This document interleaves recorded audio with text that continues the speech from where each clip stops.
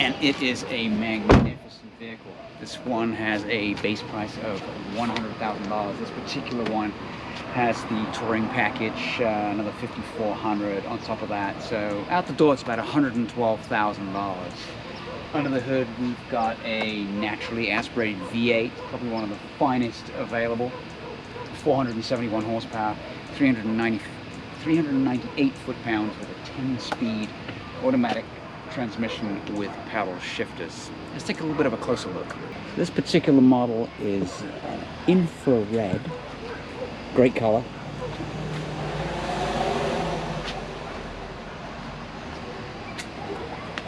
The interior is described as burnt caramel, and then obviously, as you can see here, not a lot of room in the back for any sort of humans. Love how these little these door handles pop out. And then quick walk around to the back. And I'll show you how much trunk space there is. It's not very big, so... Alright, quick consumer test. And we'll just test the capacity of this trunk here.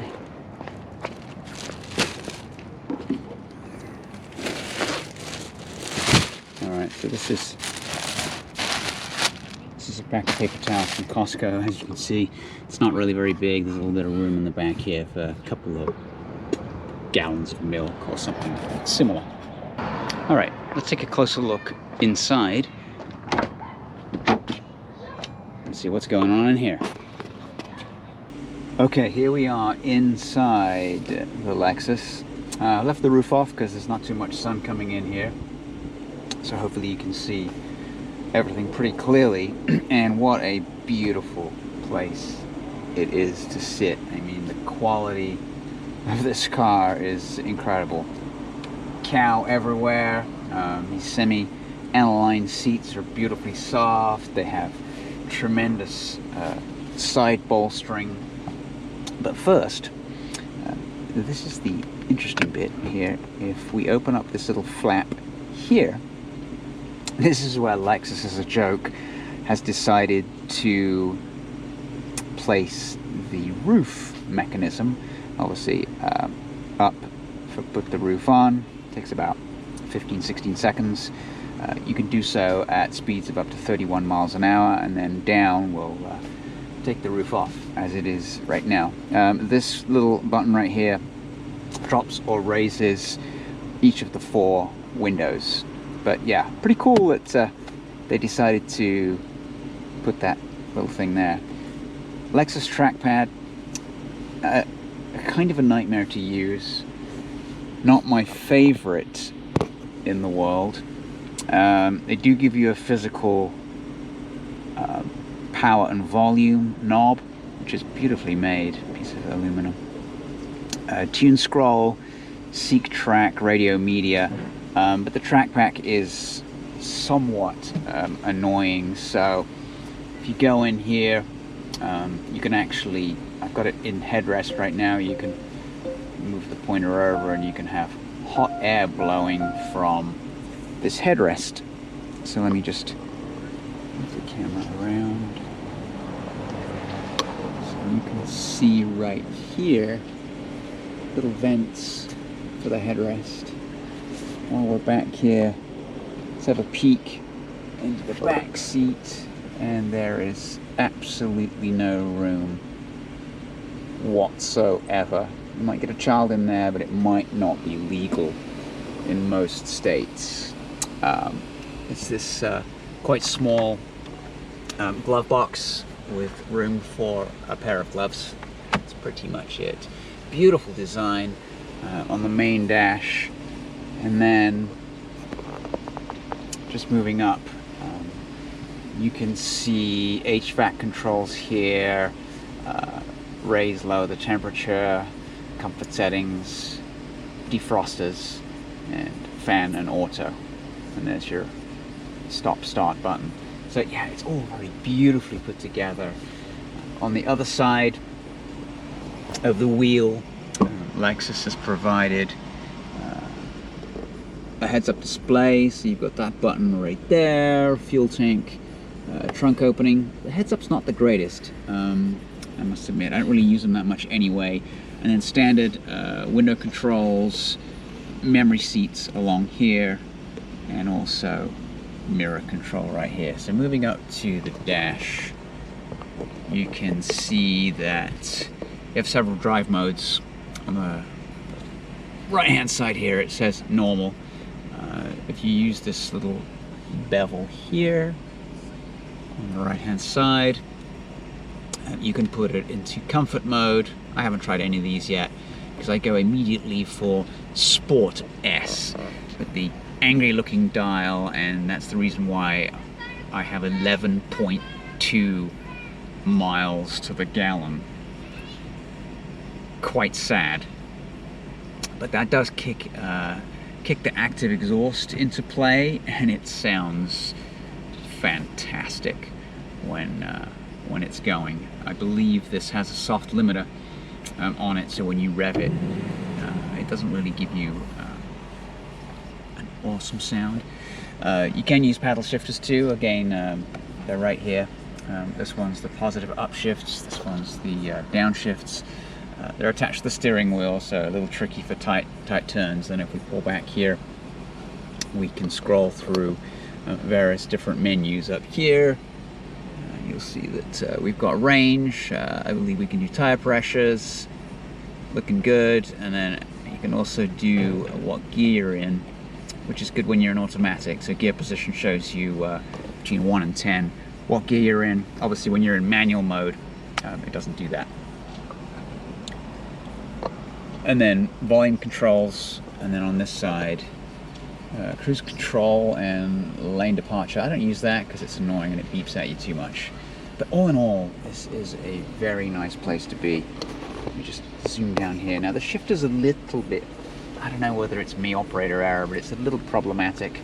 The pattern is sort of down out of reverse and then across and then down to D and then straight back for M, and then left and down again to go back into D. And there's a couple of times when I haven't had my foot on the brake that it refuses to come out of neutral.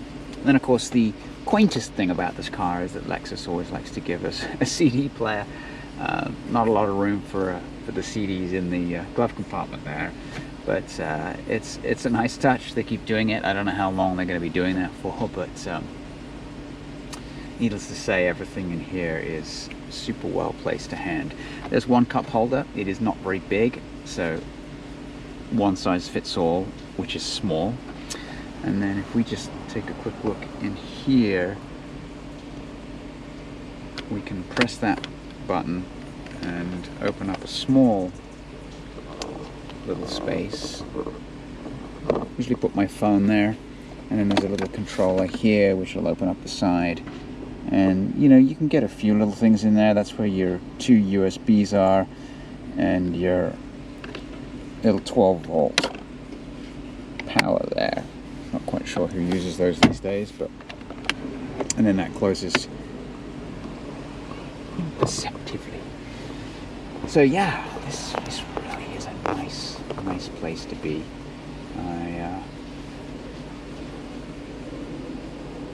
I'm quite happy with this car. But anyway, the key is let's take it for a drive and show you how it goes. Alright, we are going to set off with the top up. I really want to show you how quiet this thing is. You'd never know there was a top on. So anyway, let's put the roof on. Should take about 15 seconds. It's also really quiet too. Most of the noise is that fantastic engine you can hear.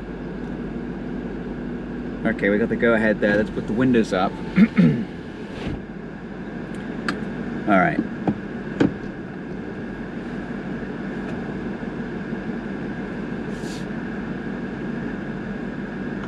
Okay.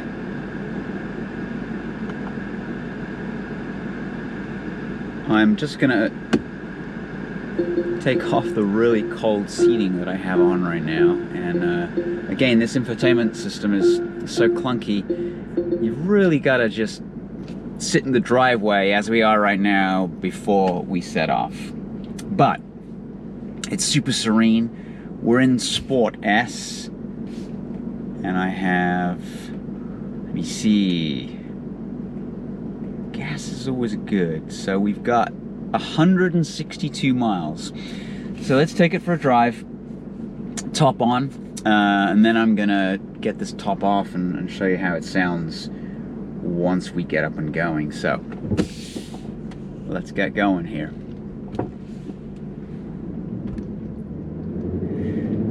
I expected a car like this riding on 21-inch beautiful looking alloy wheels to ride somewhat harshly. Had a bad experience with an Audi TT RS in 2019, and it just broke your spine.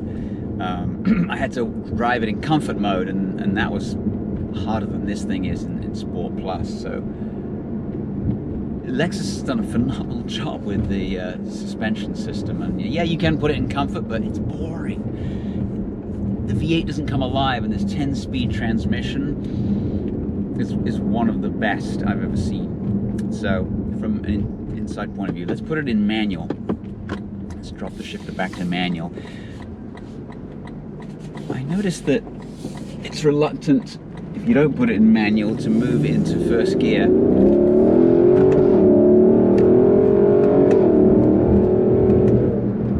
It's glorious. Unfortunately upsets some of the pedestrians that are close by. Of course, you can blip that left paddle. Get their serious sounds. It's really bright this morning. Sorry, I'm getting slightly beamed in the face by the sun on the left-hand side. So I got the AC set to 72. I got a little light jacket on because it's going to be a little chilly once I take the roof off. So I'll put the heated seats on. I'll put the heated neck warmer on, and we will be good to go. So far, driven hard. This thing loves fuel. I've used up the free tank that Lexus gave me really quickly, and then I filled it up, and then I used that, and then I filled it up again. So yeah, it's definitely not an economical car. So I've put it back into auto. We're just going to get on the freeway and just cruise a little with this roof on. Like I said, you know, you can hear most of the engine, but not the air circulating around the roof. The door mirrors are pretty quiet.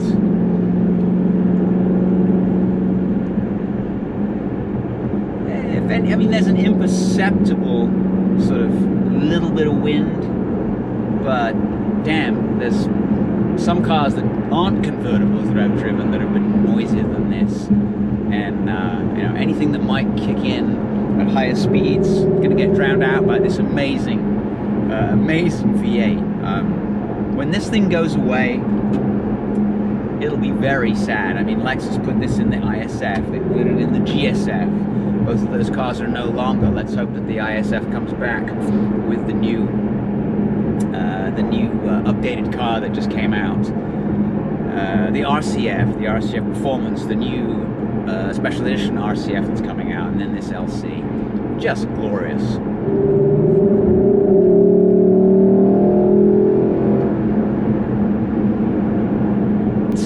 A super quick car. You know, 0 to 60, it's probably around 4.8, 4.7 seconds. It's a couple of tenths slower than its sibling, its hardtop sibling. And that doesn't matter. Once you get the top off this thing, on some back road, keep the windows up, because it does get a little swirly inside with the windows down. And this car is just phenomenal. Traction control kicked in there. we would have got a little bit of wheel spin had we not done that. All right, let's get this roof off and show you what this sounds like al fresco.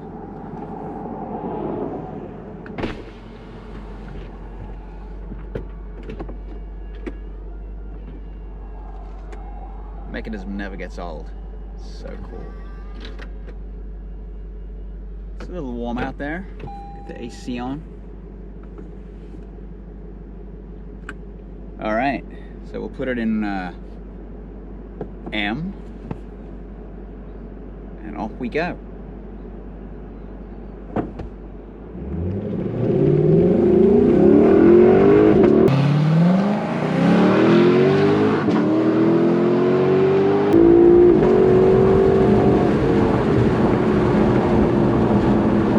Can't stop smiling at that one. All right, so we'll turn around here and sort of head back the way we came.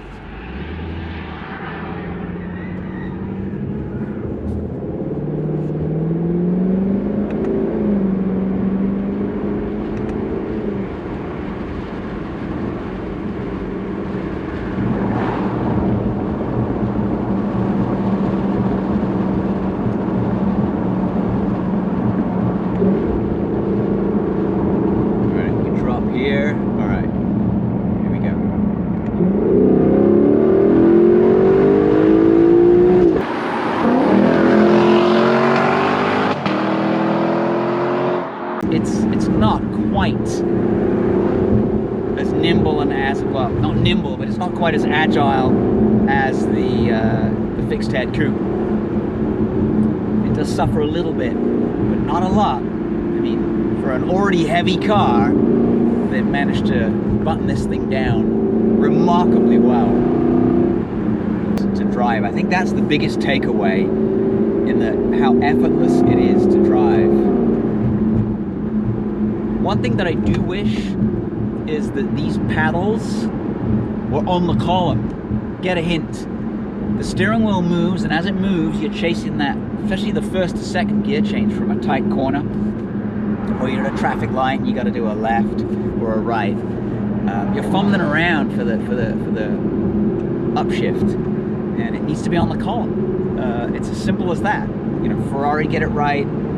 Alfa Romeo get it right. There's a couple of other manufacturers that don't, but the rest of them seem to put tiny little shifters on the wheel, or in the case of Lexus, these are beautiful. They feel really nice. They're big, kind of like the ones on the Alfa, but they're attached to the wheel. That doesn't help.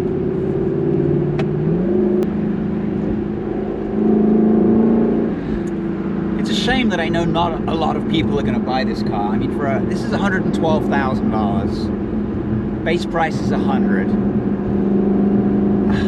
I mean,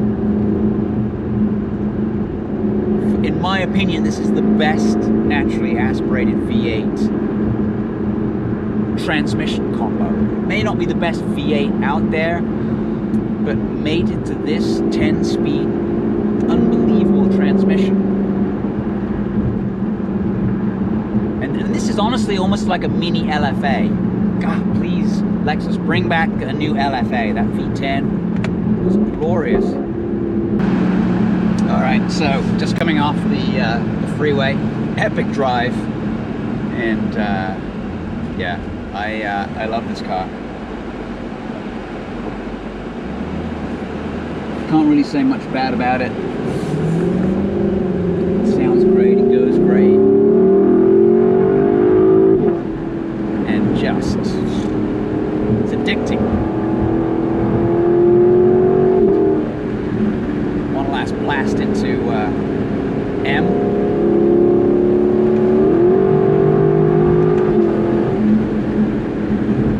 Just crackles, just angry. 4 days with the, well, I'm going to keep it a secret. Just stay tuned. Thanks for watching again. Subscribe, like the video, and hit the bell icon at the bottom there to make sure you don't miss the next videos that come across.